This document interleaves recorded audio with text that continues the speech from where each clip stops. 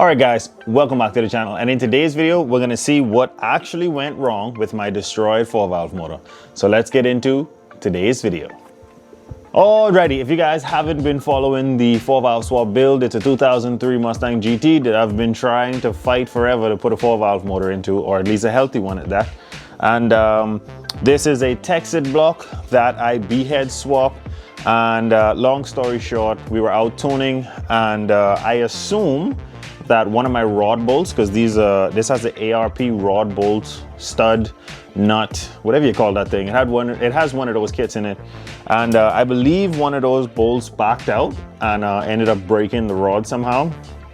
What we're going to do in this video is that we're going to strip it all down, take the crank out, take the pistons out, take the rods out, and we're going to inspect everything because something is fishy about this motor. Even the rod that broke, the journal, or I think that's what you call it. Sensible people will chime in the comments and let me know.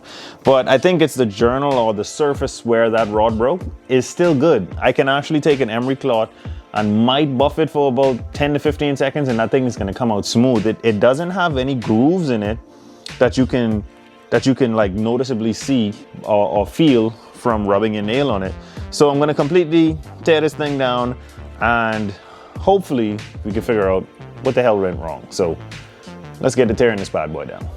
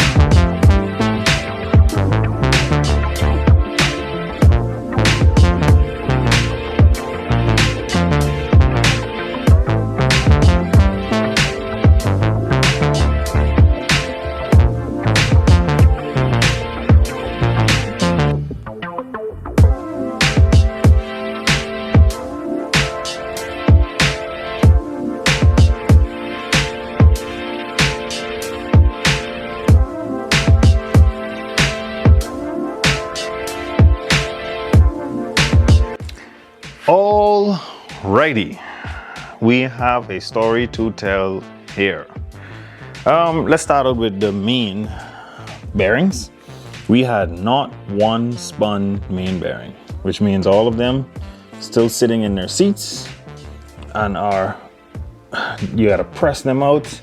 If you wanted to know about the thrust washer, still thick as hell and not spun. So we didn't have a crank issue. All of the main caps, none of them have a spun bearing. Bearings are still thick. They are definitely scored and you can barely feel it with your nail, even though you can see it pretty good. So none of the mains had a spun bearing. There was about three rods, except for the other rod that ended up blowing to crap, that were actually spun. Now those bearings could have spun the moment that rod let go, and then a bunch of crap went through the motor, so that's possible as well.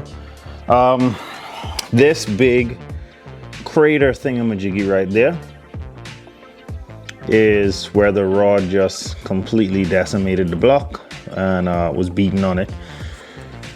So I think it's safe to say that this block is junk, but easier said than done, because I actually found the culprit of the show, and I want to show it to you here. Ah man, I can't find it. This is the culprit that I found in the motor. So I think it's fair to say that I probably didn't torque this down properly. It backed out and then it snapped, which let the rod do whatever it wanted to do.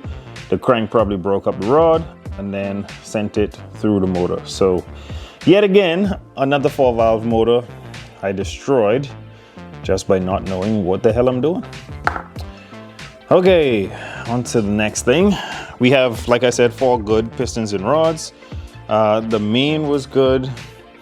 The crankshaft, which is surprising, is still good. Even all of the journals for the rods are still good. None of them are scored to the point where you can't use it. So I'm actually going to keep this.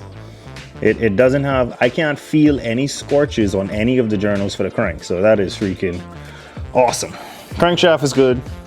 About 4 of those pistons and rods are good. So I'm just going to keep those as spares. Probably clean out this high flow.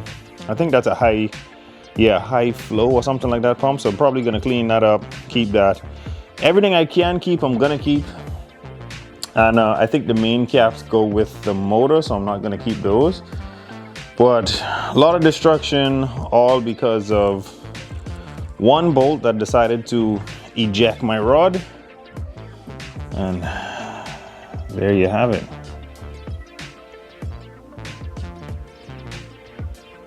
This has definitely ruined many days for me. So I'm learning as I go. And I thought I did stretch the bolt properly and tighten it down properly. I guess I didn't, or I guess I skipped one or something like that. And this is the result of it. It backed out, and you can see right where the threads start, it snapped. So it backed out and then kink, broke off, let the rod go. Live and learn, but on to the next thing.